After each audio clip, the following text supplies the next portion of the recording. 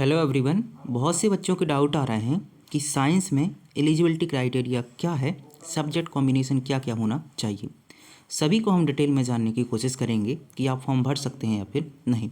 सबसे पहले आप जान लो, जो फॉर्म है वो स्टार्ट होगा है आज से और लगभग आपको 1 महीने का टाइम है। 23/10/2025 तक आप ये भर सकते हैं। वहीं अगर हम बात करें फ़ीस की, टीजीटी के लिए अगर आप एससी से हैं, एसटी से हैं और फीमेल हैं तो आपके लिए टोटल 500 रुपये रहेंगे फ़ीस में। और अगर आप मेल हैं, ठीक है, और आप किसी भी कैटेगरी से हैं, इन सभी को छोड़ के फीमेल, एससी और एसटी को, तो आपके पास में 1500 रुपये आपके पास एप्लीकेशन फ़ीस है और प्रोसेसिंग फ़ीस 500 है। मतलब टोटल आपके पास में 2000 रुपये लग जाएंगे। ठीक है, बात क्लियर है। इसके बाद में अगर हम बात करें तो जो आपके पास एग्ज़ाम होने वाला है वो 2 स्टेज में होगा। एक होगा पहला पेपर होगा, ठीक है, जो क्वालिफिकेशन मार्क्स रहेगा। इसके बाद में दूसरा पेपर होगा, ठीक है। इसके बेस पे आपके पास में मेरिट बनेगी, फिर आपका सिलेक्शन होगा, ठीक है। वहीं पे अगर हम बात करें आपके सिलेबस क्या हो सकता है, क्या क्या आएगा। देखो, अगर हम बात करें सिलेबस से पहले आप अगर देखो कि आपके पास आखिर है कितनी सीट, तो साइंस में आपके पास टोटल 408 सीट हैं। आपके पास में 408 हैं। यूआर के लिए 167, ईडब्ल्यूएस के लिए 40, ओबीसी के लिए 110, एससी के लिए 61, एसटी के लिए 30 और बाकी जो विकलांग वगैरह हैं उसके लिए 4 दिए हैं, ठीक है। अब बात करते हैं हम आखिर सिलेबस क्या हो सकता है आपके पास में और क्या क्या आपके पास में किस पेपर में कितना आएगा, ठीक है। तो यहाँ पे अगर हम देखें सिलेबस एग्ज़ाम पैटर्न के बारे में, प्रिंसिपल का हमें देखना नहीं है, हमें टीजीटी के लिए देखना है। पीजीटी भी नहीं देखना है, टीजीटी कहाँ है, ये रहा। तो सबसे पहले आपके पास पेपर फर्स्ट होगा। ये आपके पास में जैसे आपने सीटेट का एग्ज़ाम दिया था ओएमआर सीट पर, वैसे ही आपको ये भी ओएमआर सीट पर देना है। और यहाँ पे जो पहला पेपर है इसमें आपके पास टोटल 130 नंबर का आएगा। जो 30 नंबर का है उसको हम कैलकुलेट नहीं करेंगे, ये केवल जो लैंग्वेज है उससे आएगा। ये केवल आपके पास क्वालिफिकेशन रहेगा, तो इसका नंबर आपको जोड़ना ना जोड़ना यहाँ पे कोई मतलब नहीं है, केवल आपको क्वालिफाई करना है 40% लाकर।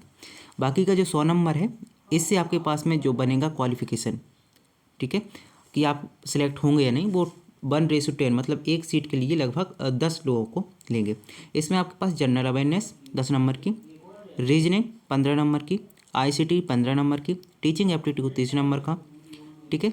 और अगर हम बात करें एनईपी और पेडागोजी वगैरह है तो ये आपके पास 20 और 10 नंबर की आएगी, ठीक है। तो टोटल आपके पास 100 नंबर रहेंगे।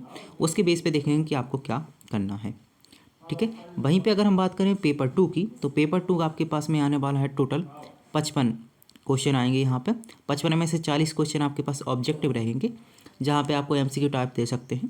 वहीं पे 15 क्वेश्चन आपके पास में डिस्क्रिप्टिव रहेंगे, कि आपको जैसे आपके पास एक क्वेश्चन दे दिया कोशिका किसे कहते हैं, तो आपको कोशिका पर डिटेल से बताना है, डिस्क्रिप्टिव करना है उसको, ठीक है। और यहाँ पे आपके पास टोटल 100 नंबर रहेंगे। जो आपके पास डिस्क्रिप्टिव है यहाँ पे आपके एक क्वेश्चन 4 नंबर का रहेगा और ऑब्जेक्टिव है वो एक क्वेश्चन 1 नंबर का रहेगा। अब सबसे ज़रूरी बात हम देखने वाले हैं कि ये टीजीटी साइंस जो है आपके लिए, यहाँ पे कौन कौन फॉर्म भर सकता है और कौन कौन नहीं भर सकता, ठीक है।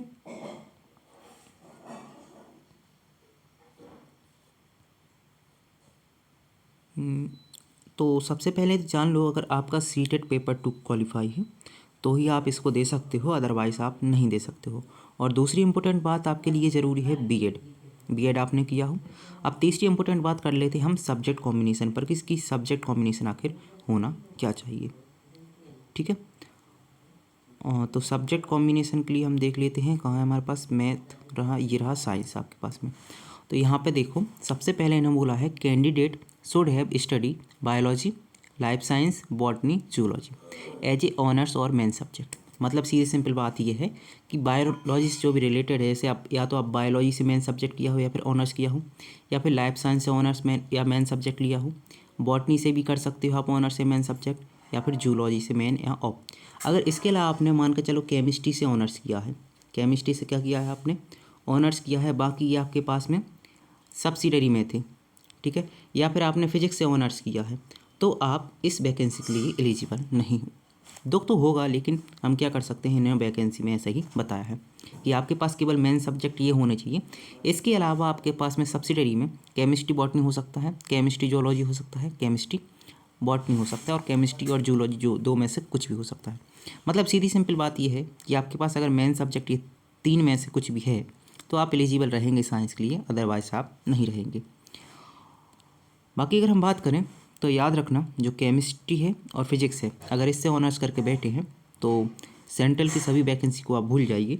KBS, NBS और EMRS, इन तीनों वैकेंसी में लगभग एक ही पैटर्न है जो बच्चों के लिए बहुत ही निराश कर रहा है। लेकिन DSSB में पहले ऐसा ही पैटर्न था, लेकिन वहाँ पे चेंज आ गया है, तो आप वहाँ पे फिल कर सकते हैं फॉर्म को।